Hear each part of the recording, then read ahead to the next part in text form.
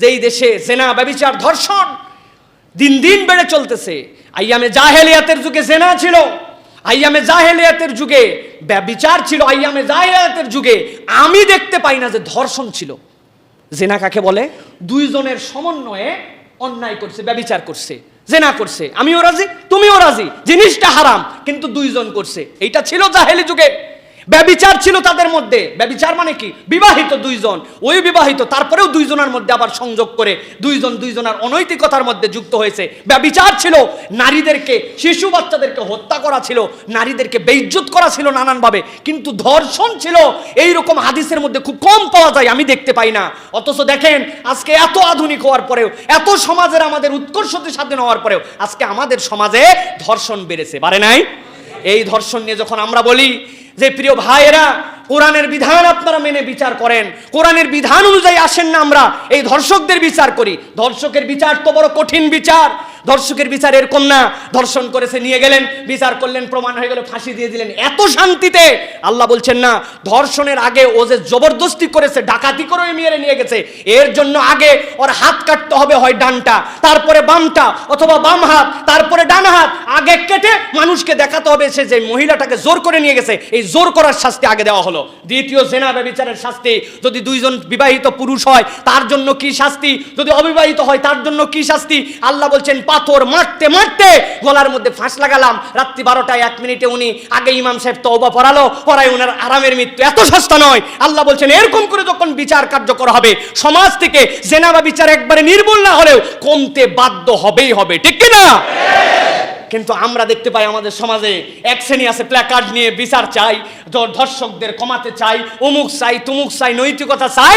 এইগুলা কোনো দিন কমবে না যতক্ষণ পর্যন্ত আল্লাহর বিধান কায়েম হবে না। উনাদেরকে যেই আল্লাহর বিধানের কথা বলা হয়, উনারা বলে হ্যাঁ 1400 বছর আগের বিধান, 1400 বছর আগের বিধান। তোমাদের চোখের মধ্যে ছানি পড়ছে।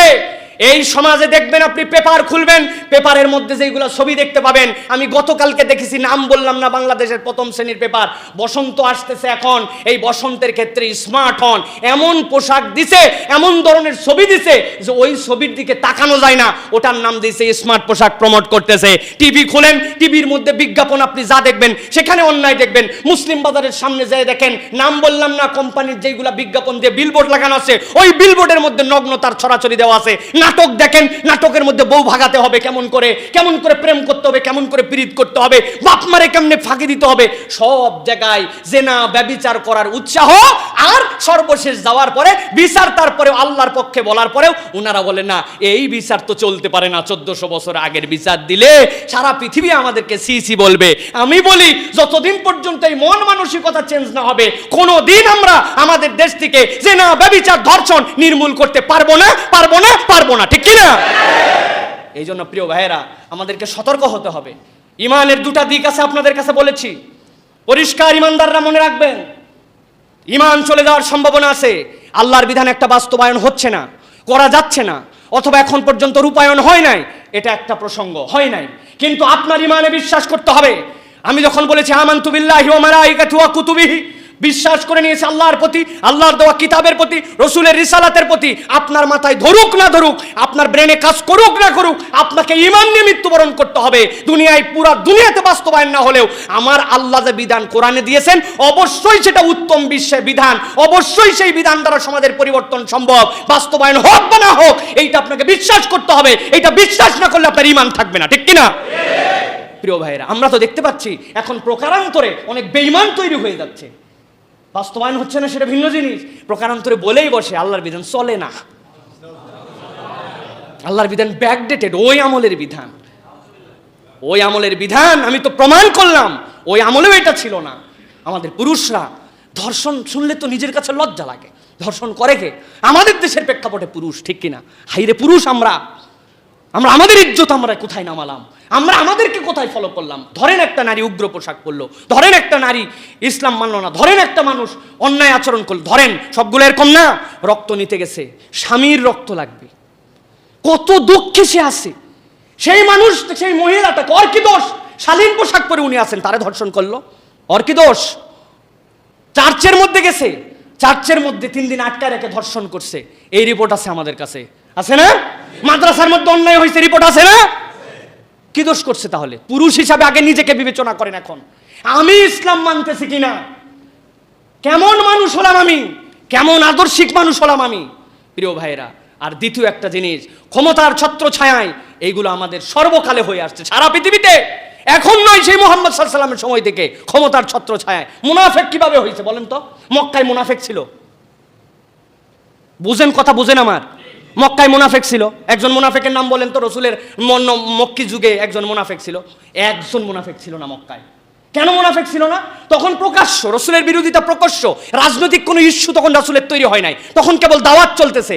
মদিনায় আল্লাহ রসুল গেলেন, রাজনৈতিক প্রেক্ষাপট তৈরি হলো যে রাসূল আকরাম সাল্লাল্লাহু আলাইহি ওয়াসাল্লাম মদিনার রাষ্ট্রপতি হবেন, এ নাকি আব্দুল্লাহ ইবনে উবাই ইবনে সুলুল হবে। যেই না রাজনৈতিক মতদ্বৈধ তৈরি হলো, মুনাফেক মদিনায় হয়েছে, মক্কায় হয় নাই। মক্কায় রসুলের বিরোধী ছিল, মুনাফেক ছিল না। আজকে আমরা দেখতে পাই সেই ধারাবাহিকতায় রাজনৈতিক আশ্রয়ে প্রশ্রয়ে এই মানুষগুলো সর্বকালে এগুলা লালিত পালিত হয়ে ওঠে। যেই না ধরা পড়ে, সেই আমরা বলি দল থেকে বের করে দিলেন, ভালো পানিশমেন্ট। কিন্তু আপনার দলে এগুলো আসে কেন, সেইগুলো না আগে খুঁজে দেখতে হবে, ঠিক কিনা? আল্লাহ রাব্বুল আমিন আমাদেরকে বুঝদান করুক। আমাদেরকে কথা বলতে হবে, এই কথা আমাদেরকে বলে যেতেই হবে। অনেকেই বলে হুজুর কথা বলে কি হবে? কথা বলেই হবে। আপনি বলবেন, আমি বলবো, 100 বার বলবো, 1 কোটি বার বলবো। আল্লাহ তোমারে কথা বলতে বলছে। আল্লাহ আমার এত গন্ডগোল ফাসাদ করতে বলে নাই, মারতে বলে নাই। আমি কথাটাই বলবো।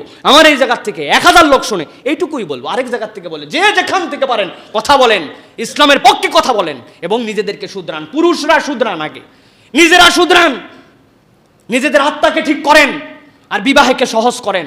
আল্লাহর ওয়াস্তে বিবাহকে সহজ করেন। এত ধর্ষণ হইল, এত কিছু হইল, এইগুলার গ্রেফতারের থেকেও আমরা দেখতে পাই 18 বছর 3 দিন বাকি আছে মাত্র উনারে বিয়ে পড়াতে। কাজী সাহেব, হুজুর সাহেব গেল কেন? হুজুর জেলে চলে গেল। মেয়ে বালেগ হয়েছে 9 বছরে, 19 বছরেও বিয়ে দেওয়া যাচ্ছে না উনারে। এই সকল বিধান দিলে, এইগুলো যদি সমন্বয় না করি, চেক অ্যান্ড ব্যালেন্স না থাকে, তাহলে বিপদ বাড়বে।